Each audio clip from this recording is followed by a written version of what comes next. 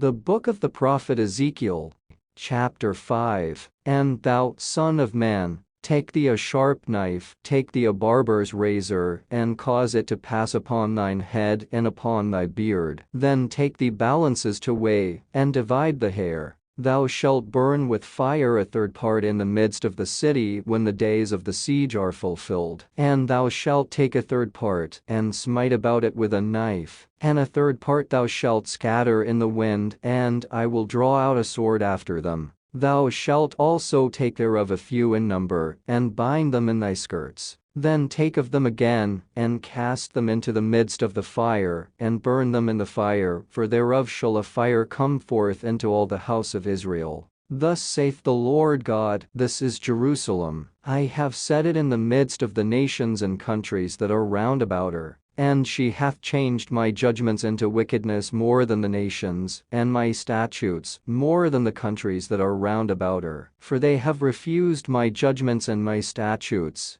they have not walked in them. Therefore thus saith the Lord God, because ye multiplied more than the nations that are round about you, and have not walked in my statutes, neither have kept my judgments, neither have done according to the judgments of the nations that are round about you. Therefore thus saith the Lord God, behold, I, even I, am against thee, and will execute judgments in the midst of thee in the sight of the nations. And I will do in thee that which I have not done, and whereunto I will not do any more the like, because of all thine abominations. Therefore the fathers shall eat the sons in the midst of thee, and the sons shall eat their fathers, and I will execute judgments in thee, and the whole remnant of thee will I scatter into all the winds. Wherefore, as I live, saith the Lord God, surely, because thou hast defiled my sanctuary with all thy detestable things, and with all thine abominations, therefore will I also diminish thee, neither shall mine eye spare, neither will I have any pity.